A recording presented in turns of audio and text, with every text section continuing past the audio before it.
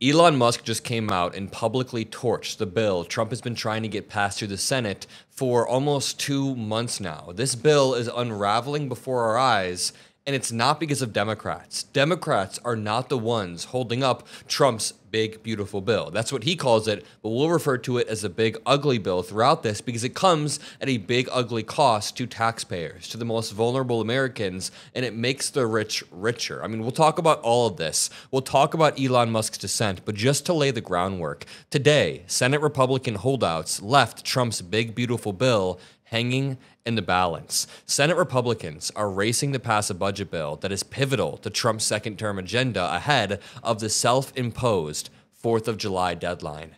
They promised they would pass this by the 4th of July, and we know they follow up on all of their promises, like ending the war in Ukraine. Oh, wait, no, that didn't. What about the 90 deals in 90 days? Oh, that didn't happen either. None of it happens. Nothing they promised happens. And Elon Musk is now trying to, put the final nail in the coffin and make sure this never gets passed.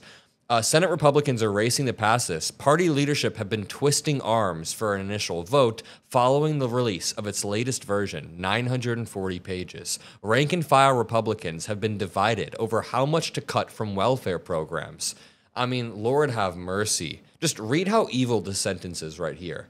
Rank and file Republicans have been divided not over how much to help the American people, but over how much to cut from welfare programs in order to cover the cost of extending the Trump tax breaks. So the Trump tax breaks for the richest of the rich, they take revenue away from the government. When you're taxing people less, you're not getting as much revenue, and you need to make up for that in some way, meaning you pay less in welfare or in, social safety nets.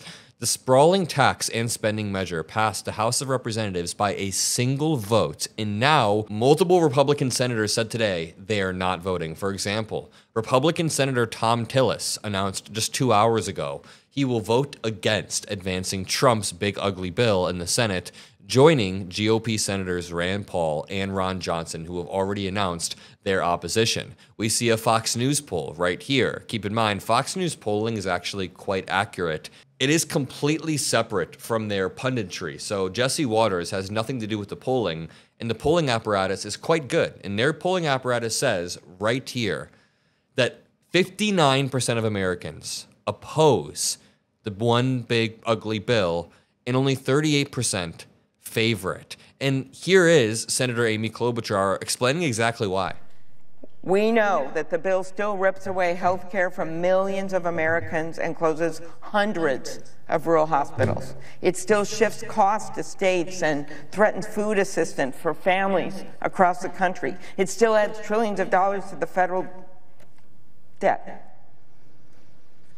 People in this country, the more they hear about this, the more they don't like it. A Fox News poll recently, 60% of the people don't like it. 2 to 1 people say this isn't going to help me, it's going to help wealthy people.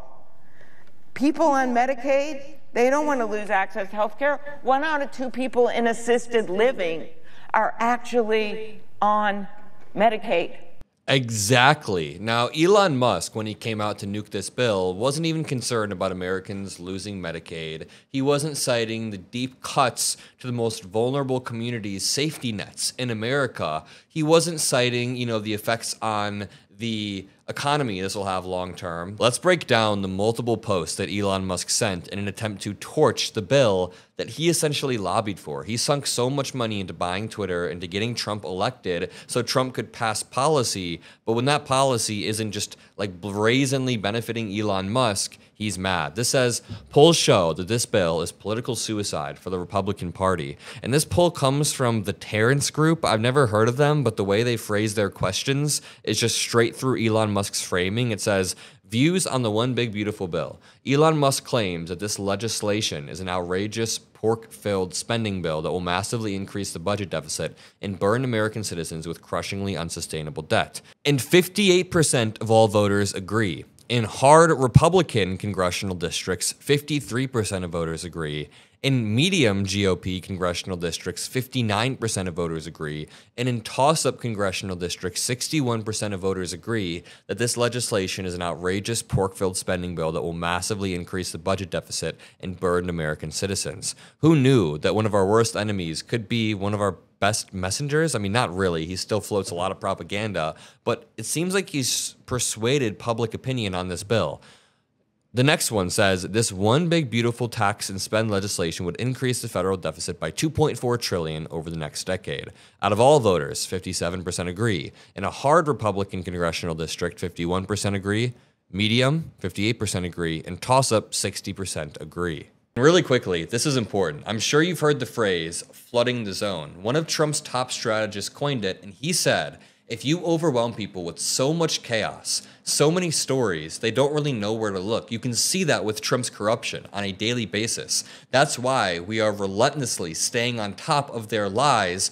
Most outlets can't, but you know who can? Ground News. I use Ground News. I lean on them to tell me the bias ratings of who owns what stories are getting buried, what stories are being ignored by a certain side. Left, right, center, it's all laid out. They tell you the bias of each publication, and even the blind spot feed alone makes a subscription worth it. The blind spot feed tells you exactly what your bubble is missing, which is very, very useful in my opinion. You got to know your blind spots. So here's what you can do. You can click on the first link in the description or go to ground.news/am. Either way, the top link in the description or ground.news/am will offer you 40% off their best features, their best plan, the one that I use. Again, top link in the description gives you 40% off. I want to give a huge shout out to Ground News. They allow these videos to be possible, and I want to give a huge shout out to you guys. There are also hidden provisions throughout it. I mean, even beyond like the blatant cuts to food assistance, to student loans, to programs that millions of Americans rely on, there are hidden provisions within this. So the bottom 40% of Americans would see their incomes fall after this happens. Elon Musk benefits, but he said, quote, the latest Senate draft bill will destroy millions of jobs in America and cause immense strategic harm to our country. Utterly insane and destructive. It gives handouts to industries of the past while severely damaging industries of the future. I mean, he kind of gives it away with the last few words right there. Donald Trump intentionally removed a provision that helped Elon Musk's companies, and this was right before Elon crashed the hell out about his NASA pick being removed. So, Elon Musk, in this tweet, is basically trying to leverage all the political power he's amassed, the power base that he has amassed off the back of MAGA, to turn it against Donald Trump. The same platform that Elon Musk bought and turned into a propaganda machine, he's now leveraging in order to push back against this bill that Trump is trying to get passed. And I just want to remind you, this is very, very important. As we're comparing Trump's term to Biden's term, we cannot forget this. First of all, if we contrast this with where we were 4 years ago under Biden, by this point in President Biden's term, he had already signed the $1.9 trillion American Rescue Plan. He delivered direct relief to families, expanded healthcare coverage, funded vaccines, funded more schools. He then followed up with a bipartisan Infrastructure Act and the Inflation Reduction Act, major legislative wins that helped invest in our country. And we literally got these within the first 6 months of Biden's term. All of this happened within the first 6 months.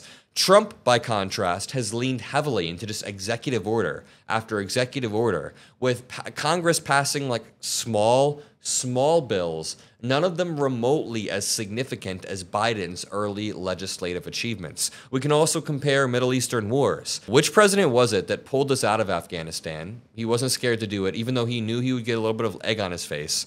Versus which president was it that hasn't been able to end any wars and has actually pulled us even further into another Middle Eastern war? It's absolute absurdity. And to continue, Chuck Schumer is now delaying this by another half a day by forcing everybody to read the 940-page mega bill. Senate Democratic leader Chuck Schumer told Democratic senators Saturday that he will force the clerks to read the 1,000-page Republican mega bill on the Senate floor once Republicans vote to proceed to the legislation.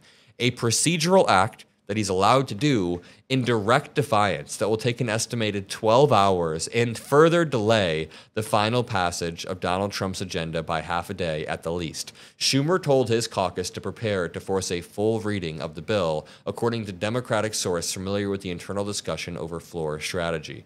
The question is whether Senate GOP leaders will force the clerks to read the bill late into Saturday night and early Sunday morning to complete the time and energy-consuming task, or whether staff will get some time to sleep before the Senate is expected to launch into a multi-hour series of votes known as the vote-orama. I'm going to end this here.